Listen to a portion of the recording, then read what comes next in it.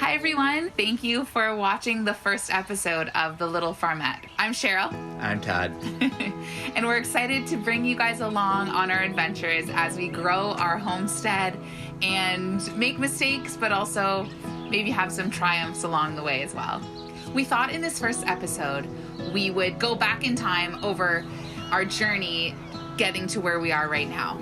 This is the 5th house that we've owned, and I don't think we ever set out to flip homes or move 5 times. No.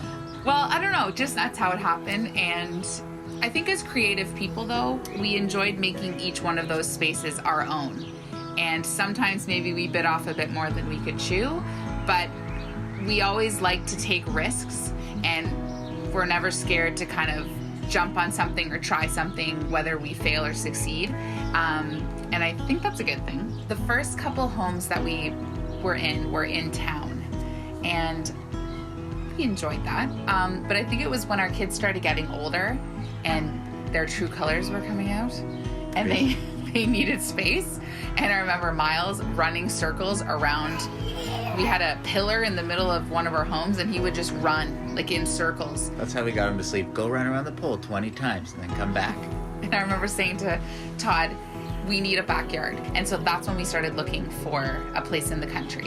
We ended up purchasing a property with a little cottage on it. And it was super cute, but it had 1 bathroom and only 2 bedrooms, and it definitely wasn't gonna fit our family of 5 at the time. The initial plan was to build an addition on it. And so we went forward, we purchased the home, but when we got there and started ripping walls down and opening things up, we discovered that it was in really bad shape.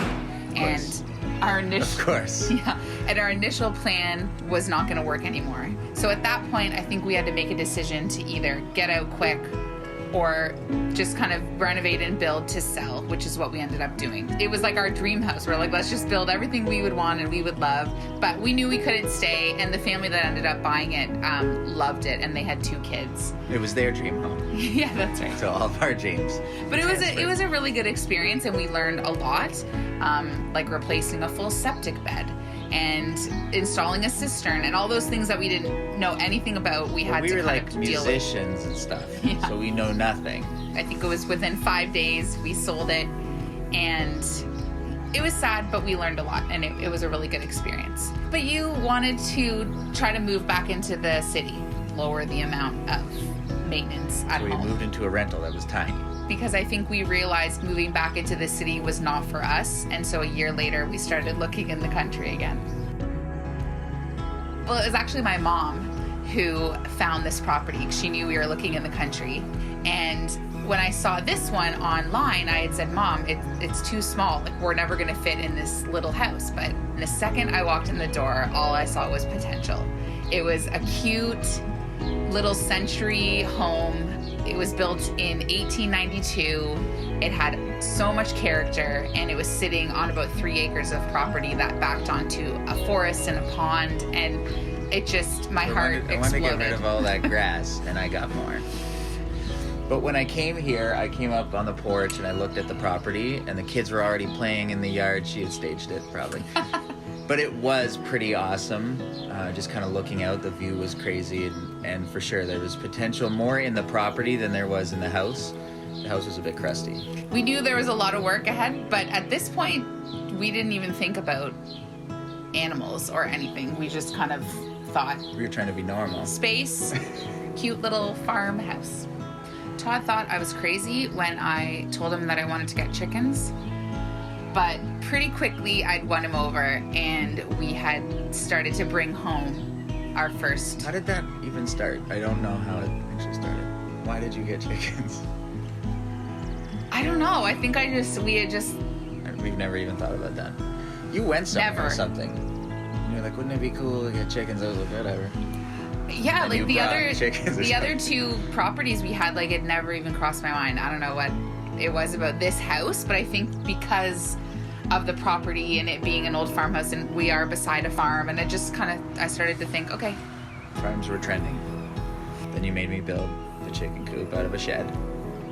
That's right. Our first chicken coop was from our red shed you rigged up an A-frame run on the back, and we brought Once again, home, not knowing anything about woodworking or building or anything. just winging it.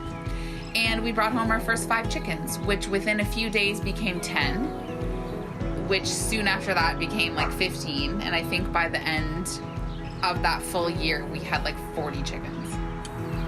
And now we're kind of closing in on about 100. Episode 3. The first summer we were here was a little overwhelming because there are so many gardens on this property and so many plants that were already established. But my mom is an avid gardener. She had beautiful gardens when we were growing up and still does. She would come over and help me transplant this and teach me different things. And so I am by no means like a professional gardener or anything, but I kind of just learn as I go and Google lots of stuff. And I think we're experimenting. This is the first summer that we're doing a huge veggie garden. Before we just had done little veggie garden patches and tomatoes and cucumbers, but this year we've decided to build a enormous veggie garden on the side of our home.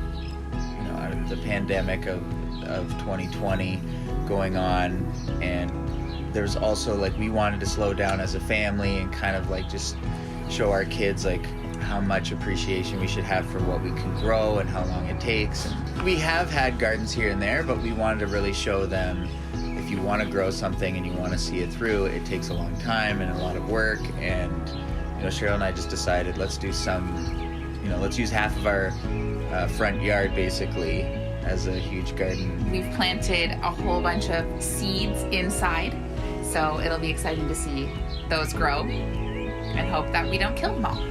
So we're being a little more intentional. We're planting a bunch of stuff, and we might get some more animals, like pigs or something. Todd is on this thing about pigs. I don't know. I'm scared, but phone calls may have been made, and stay tuned for future episodes when we might be bringing home some more friends.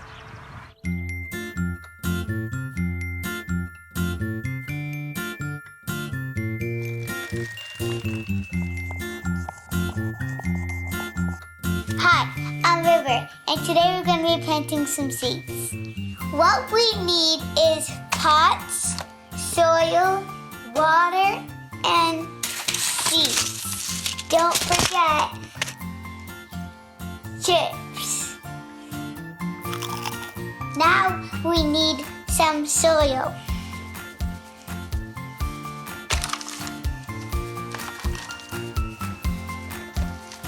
Next, we're gonna open our seed pack.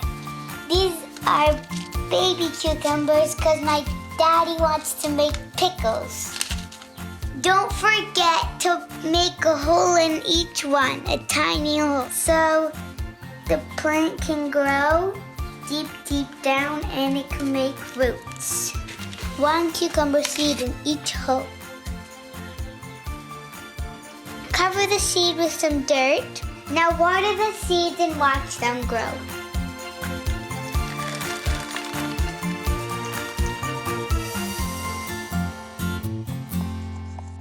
Growing up in a creative musical family, I had a very interesting childhood.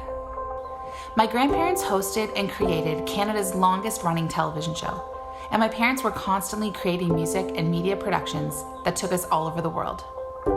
When I turned 17, I started hosting my own TV shows, produced my own musical albums, and spent countless hours touring and traveling. In 2002, I met my husband, Todd. He also came from a far from normal childhood. His family traveled all over the US and Canada entertaining. His dad was a wild and crazy comedian, and that wore off on Todd. That's why I liked him so much. Wild and crazy. When we got married, we led a children's ministry called God Rocks for over 10 years, traveling the world doing hundreds of shows for thousands of kids, with our own kids in tow: Noelle, Miles, Autumn, and River. All 4 of them unique and creative in their own ways. But after our 4th child was born, I decided it was time to slow down, and I started to long for a quiet, more simple life. What many didn't know is that my grandparents lived on a 99-acre farm. It was a place of love and joy for our family. I guess you can say it rubbed off on me a bit. We've been on a journey of learning, growing, and discovering. wondering if this path we're on could lead us to a more fulfilling, meaningful life. We've got lots of plans on the horizon, and we want to share this journey with you.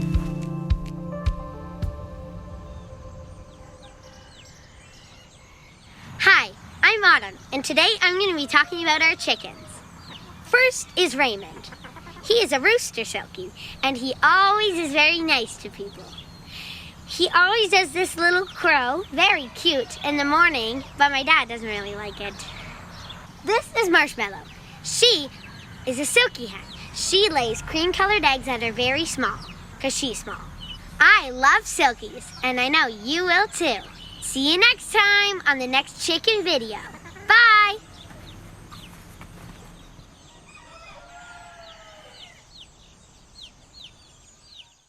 Gardening and caring for animals is a lot of work. You work up a sweat. It's great exercise. Got all the steps on my watch. But why do we do this?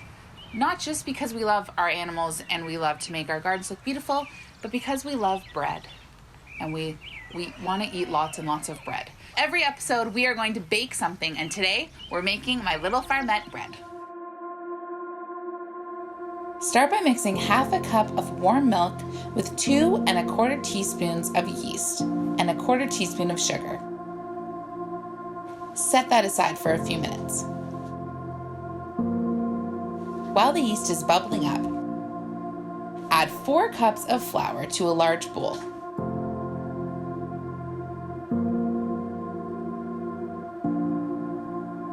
And 3/4 teaspoons of salt.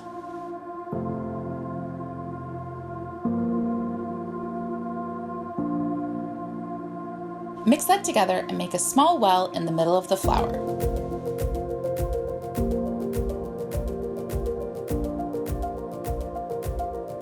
Add your yeast mixture and 2 beautiful eggs.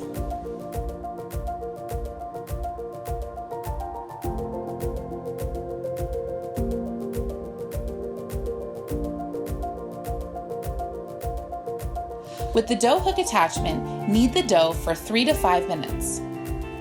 Mix it around for a little bit and add a cup of warm water. Let the mixture knead for 3 to 5 minutes.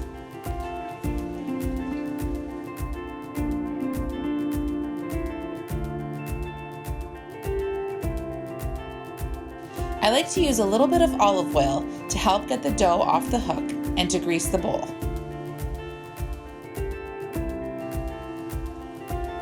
Also, notice my nails that have not been done in months due to coronavirus.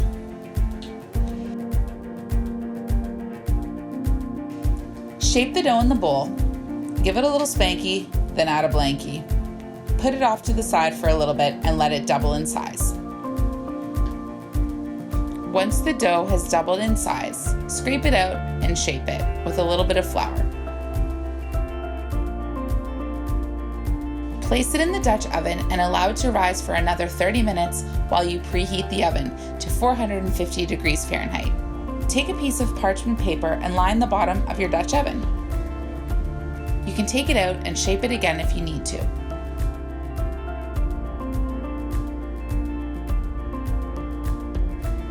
Add a little flour to the top. If you don't have one of those fancy razors, just take a pair of scissors, make some random cuts. It'll probably look awesome. And really, who cares? You're just gonna eat it. Put it in the oven and let it bake for 30 minutes. After 30 minutes, remove the lid and bake for another 15 minutes.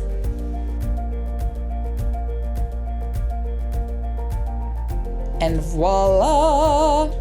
Hello, amazing bread.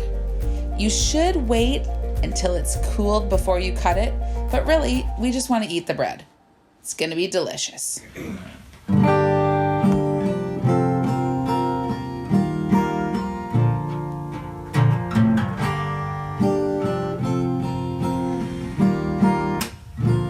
You with the sad eyes, don't be discouraged, or I realize it's hard to take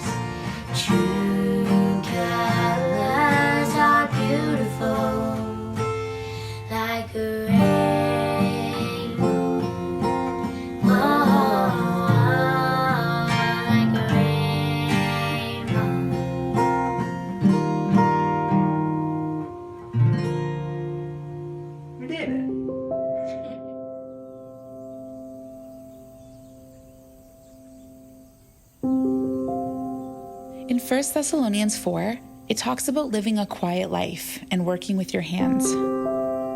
Our life is anything but quiet. But I think that what the scriptures may be teaching us is to live a life where we can quiet our souls, breathe, be still long enough to notice the small things in creation that point to Him. Jesus would often take time to pray, and most of the time it was in a garden or away in the wilderness.